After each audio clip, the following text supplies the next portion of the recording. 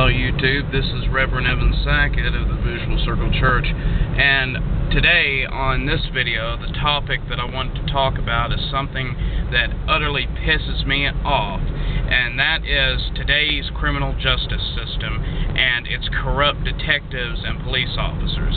You see, a lot of detectives, not all of them but a lot of them, they want to solve crimes, but they don't actually want to get the person who did the crime. They want to prove that someone did the crime regardless of whether or not they actually did.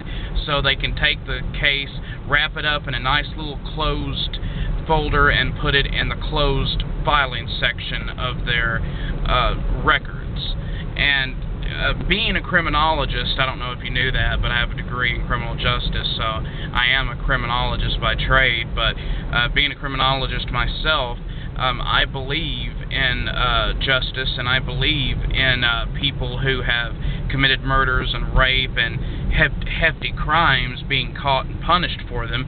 But it makes me absolutely sick when I see a case of a person who has a low IQ and they are taken into an interrogation room. They are interrogated beyond belief, and they are pretty much pushed into making a confession. Alright, here's to all you people out there, here's a lesson. Just in case this should ever happen to you. The first thing, when a police officer arrests you and they read you your rights, what is the one thing that they tell you?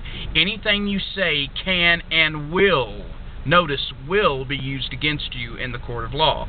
This means that anything you tell the police will not go in your favor. It will be used against you. And you have the right to remain silent. You know, when we hear that day in, day out on television, but a lot of us don't know what that actually means.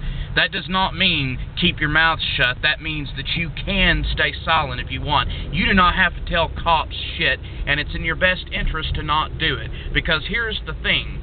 When they get you in an interrogation room, there is no law that says that detectives have to tell you the truth. They can lie about anything, just about.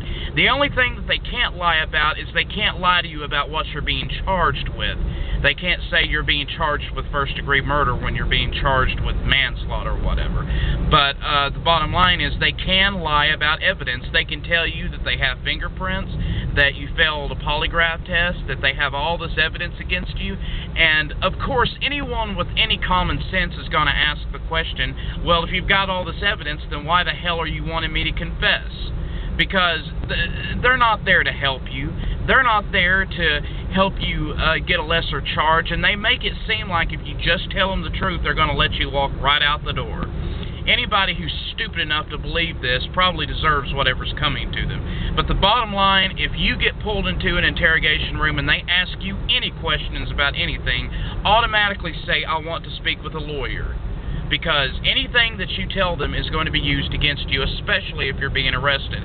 In a lot of cases, they'll take you into an interrogation room and you're not under arrest, but they're just trying to get information from you. But anytime this happens, ask to speak to a lawyer.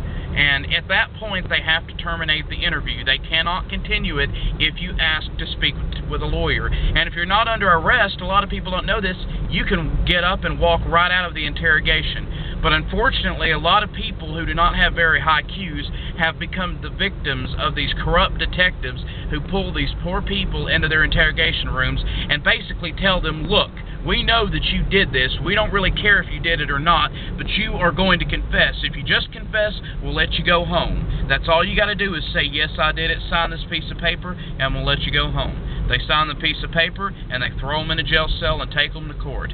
And once you make a confession, it is extremely difficult to convince a jury that you had to make the confession under false pretenses. Because people, the average person, just cannot understand, or they can't comprehend why someone would confess to a crime that they did not commit. Well, at first it seems kind of irrational, but think about it. If a detective takes someone who's not very intelligent, pulls them into a room, and starts threatening them with threats of lengthy prison sentences, and basically makes them think that if they just tell them what they want to hear, that they're going to let them walk right out the door, that person's probably going to believe it. And nowadays, they have to videotape confessions when police interrogate people. They have to videotape the interrogation. But that doesn't mean that they can't still use their brutal tactics to evoke responses out of people. And it just makes me sick. I can't think. I don't understand how these asshole cops and prosecutors can go home and go to sleep at night knowing that they have sent an innocent person to jail.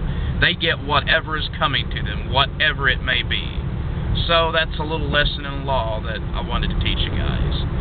Don't ever talk to the police if they interrogate you. Ask for